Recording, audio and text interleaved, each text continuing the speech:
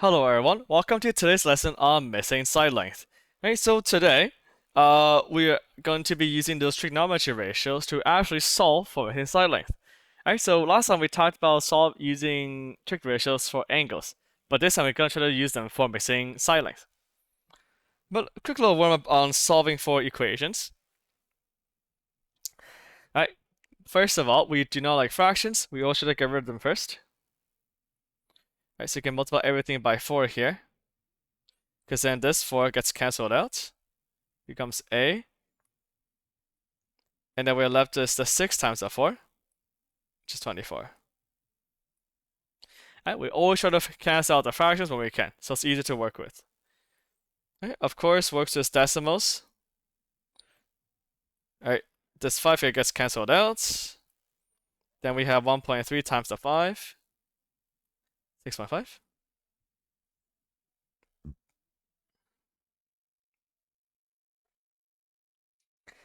Right, even if it's a variable, we still try to multiply everything by the variable to cancel it out.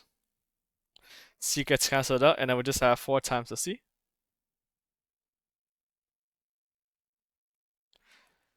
Divide everything by 4.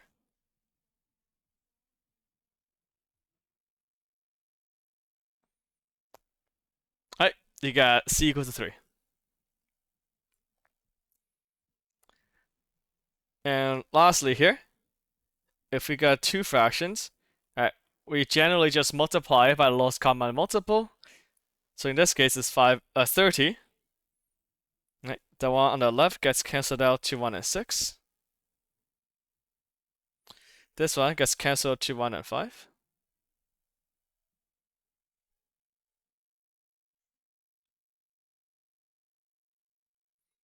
Right. And then from there,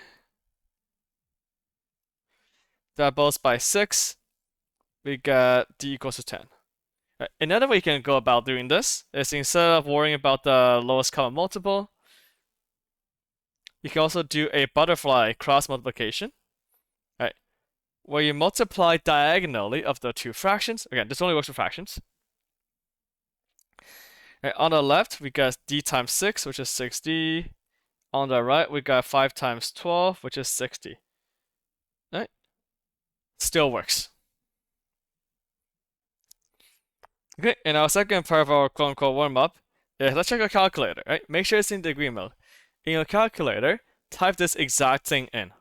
Right? You do not need the degree sign. Most calculators, you can just type in a number by yourself. Right? So if you're to type it into the calculator, so in my case, in my calculator, I just typed in sine and then 30. Right?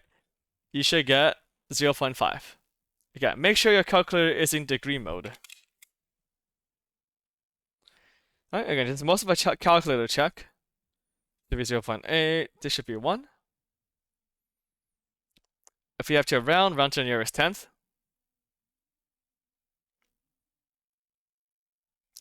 Okay, so this is what it should be on your calculator. Right? It'll be useful because we'll have questions like this. So our last lesson, we are given two side lengths and we want to try to figure out what the missing angle is. But this time, we know the angle, but we want to know what the side lengths are. So once again, we label the side length. Right, this side is across from the right angle. That's hypotenuse. This is directly across from the angle in question, or the theta, so that's opposite. Right? What's the trig ratio that uses opposite and hypotenuse? Right? That's sine, right? SOHCAHTOA. So the sine of 30 is equal to opposite, which is a, over hypotenuse, which is 20. Right? And then from there, right, we just solve for a. We multiply everything by 20 to cancel out the fractions, right? A is just 20 times sine 30, which is 10 centimeters.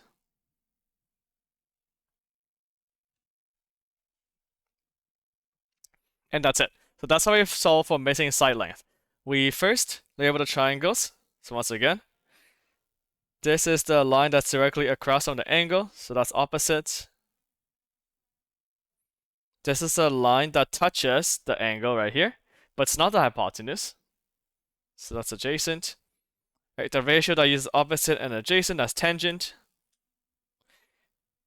Right, so the angle here in question is 31 degrees. It's opposite over adjacent, so 3.2 over b.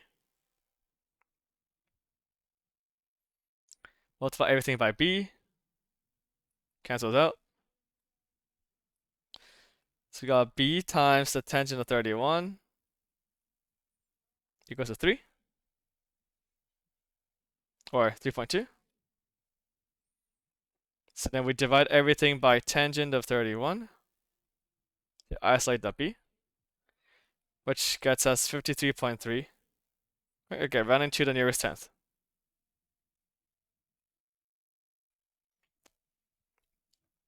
Okay, just like that. Okay, and that's pretty much it for the rest of the questions. Right, it's always what's the label the side length of opposite, adjacent, and hypotenuse, find the relevant trigonometric ratio, and then solve for the variable. Right, this is across from the right angle. This is the other edge touching the angle. That's adjacent. The ratio that's responsible for adjacent and hypotenuse is cosine. Adjacent over hypotenuse.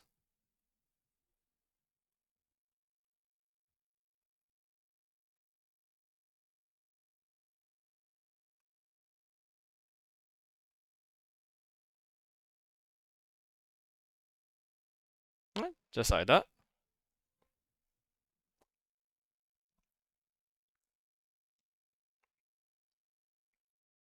Across from the angle, and that's across from the right angle.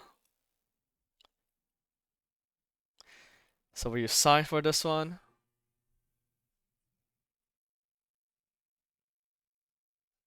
Right, hypotenuse.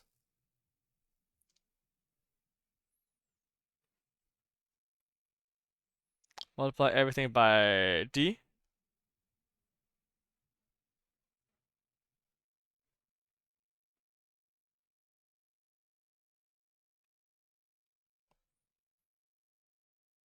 Yeah, sometimes whenever we get stuff like this, there is an extra step to it. We cannot just multiply everything out nicely.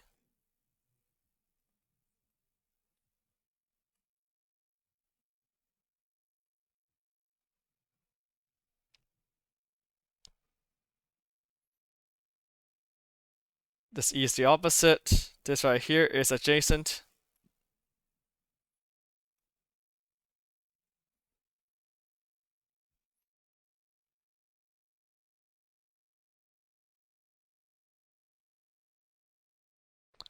Okay, multiply out the fraction.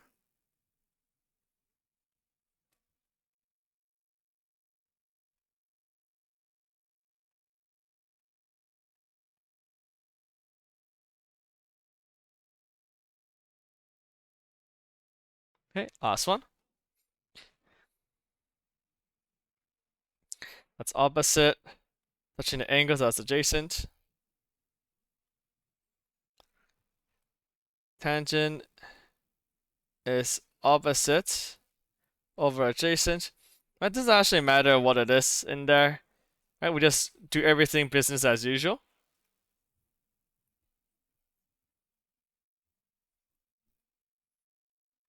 Right? And then from there, we divide everything by 2 to isolate the f.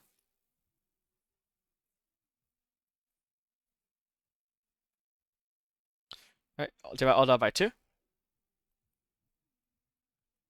7.6. No units here. Okay, just like that.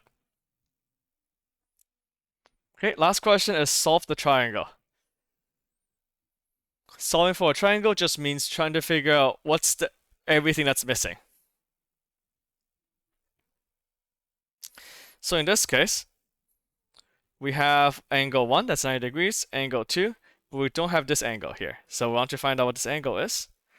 we also do not have those two side lengths here. So that's B and C. So again, solving triangle means trying to figure out what all those missing values are. The angle is the easiest, right? We know the triangle has a total of 180 degrees. We just subtract away the 90 degrees that's here, subtract away the 35 to get the missing angle of 55 degrees.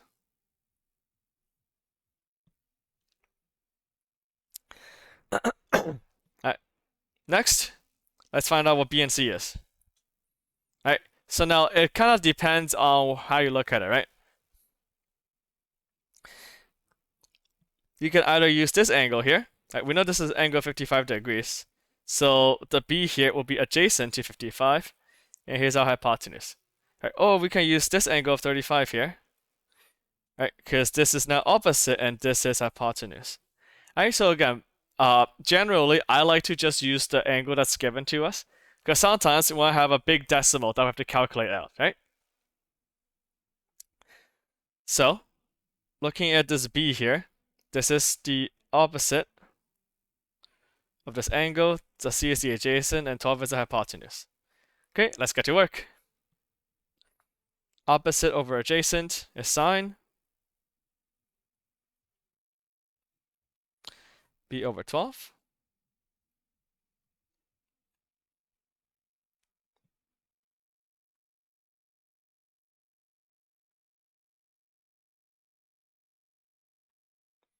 Which is 6.9. How about a C? So idea is that it's cosine this time. Adjacent over hypotenuse.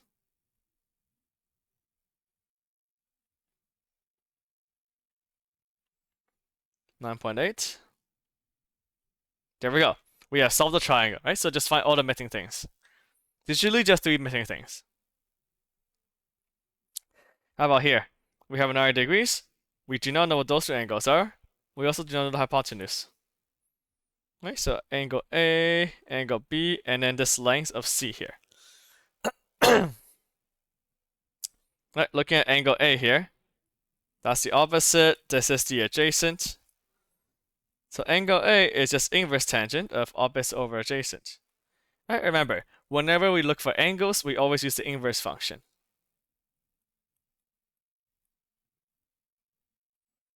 Oh, I forgot to specify that's for A. Let's see. Okay, I'm just gonna put in the new line. There we go.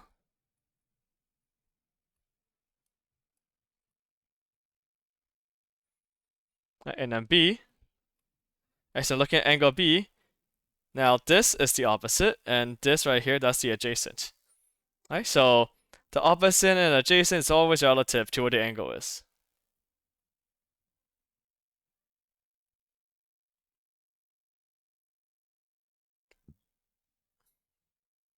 Last one, C. It's a right triangle. We know the two side lengths of a right triangle. We can just Pythagoras that one. Okay, so it's a squared plus b squared, side length squared equals to the hypotenuse squared. That equals to 313. So C by itself is square root of that, which is rounded to 17.7. And that's it. You can always double check. For this one, right? If we just use the Pythagoras theorem, right, because we know that's a two side length, those two squared added up has to be this squared. Let's double check. Side length 1 squared plus side length 2 squared. Right, that's actually somewhat close to the hypotenuse squared here. It's not going to be exact because we rounded it to the 10th, so it's not going to be exact. Right, but it's close enough. For this one, we can check the angles, right? We know the 90-degree angles there. We have the first angle with the second angle. Okay, despite the rounding, it adds up to exactly 180. Right? So you can always double check to make sure we found everything and that's all correct. But with that being said, that's how we use trigonometry ratios. There we go. Right? This is pretty much it for everything you need to know. Because in the next 2 lessons, we're going to see a lot of word problems and we're going to be putting them into practice. Okay, so get comfortable with using all the trig ratios. Always remember that the first step is always figure out what's the opposite, what's the adjacent, and what's the hypotenuse. And then you can decide which trig ratio to use. So, with that being said, good luck practicing.